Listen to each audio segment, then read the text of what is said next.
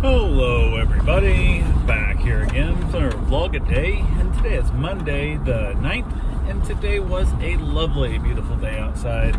Got this morning fairly early, didn't get in the hot tub, I don't know, it is what it is. I didn't have time. I felt like I had to kind of rush around, had some other things going on, I had to go get the cats fed, all that good stuff. So I did get up with the dogs. The old one had their accidents in the house and stuff and whatnot, so I had to get it all cleaned up, got them all outside, got a couple of them fed, and then headed out to go feed the cats. I was actually home alone last night. My wife was out staying at the golf course house with another dog, so I was here by myself. Well, my mom was here, but I was in my bedroom, I guess, to stay alone. So went ahead and got that done. Went ahead and from there was got the cats fed, got back to the house, got a couple other things taken care of. One of the dogs got picked up. Had another dog scheduled to get picked up, trying to figure out the time frame of what was going to happen there.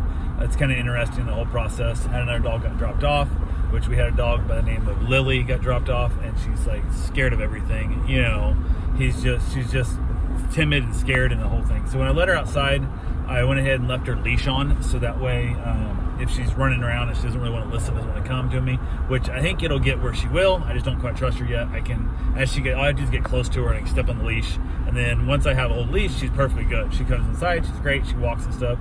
She's really well behaved on the leash and stuff, but off leash, she's just not that good. So it is what it is. But yeah, had her there. I was a little concerned how she's going to be with other dogs. Doing great. Just timid, kind of just being all kind of on her own, hanging out behind the chairs and stuff on the patio. Just kind of being being timid is the best way to put it. I guess it's just that whole concept of not really interacting much, not really playing much, that whole kind of thing. So went ahead, got a few other things done throughout the day, nothing major. I was feeling sickly. I think I've got a flu coming on. I'm trying to tell myself it's not.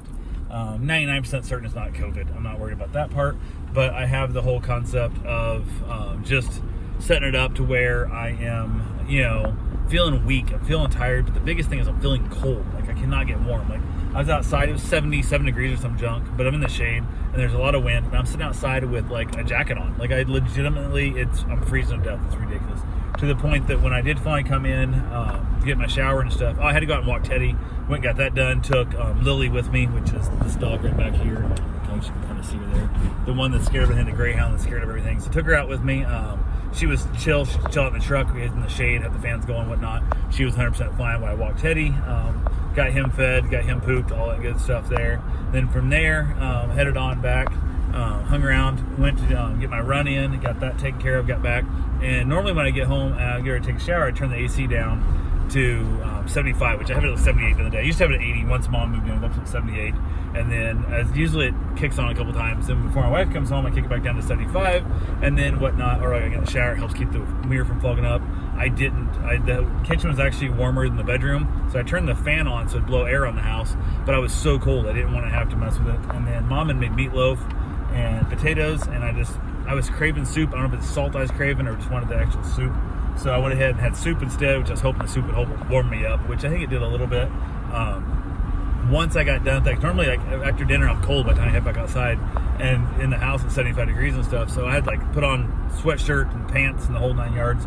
And when I headed back outside, I turned down to 75 for mom so she could go to bed and whatever the heck she wanted to. Headed back out with the dogs and was out there with a jacket on again. It was absolute ridiculousness how my body's just feeling weak and tired and just yeah, it is what it is. So talked to a couple of our dog owners. Another dog that wants to get dropped off tomorrow for dog daycare.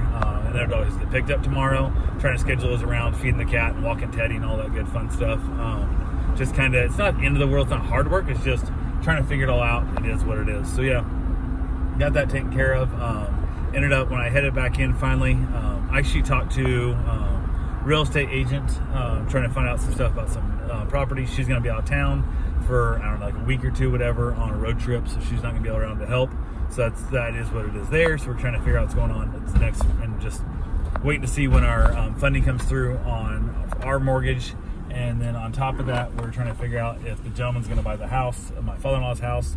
He was supposed to driving up from Miami yesterday or Sunday. It was Sunday. He was going to come up and look at the house and see if he wanted or not, and have not heard anything from them yet either. So we're just kind of up in the air, figuring out where we're at, figuring out how much money we have to spend, and whether I want to buy 10 acres of mostly wetland and then try and fill it, or if I want to just buy a half-acre lot somewhere and go from there. But the half-acre lot's going to cost me as much, actually cost me more than what 5 acres would cost, and only 50 grand less than what 10 acres would cost me. So I keep thinking I should buy the 10 acres and just live with the wetland behind me, and then either, eventually get to where I can backfill it, and then I got to find out what it costs the county and all that kind of stuff, or the state I got to pay to do it. Somebody told me 100 grand an acre, which seems way too high, but I ended up buying the land twice. Basically, I buy it from the landowner and then to buy it back from the state to fill it in with dirt. So the other option is just kind of slowly fill it in and see if they notice, and then just like, I don't know what you're talking about, just randomly, like every few months, dump a truckload, half a ton or a ton of dirt back there,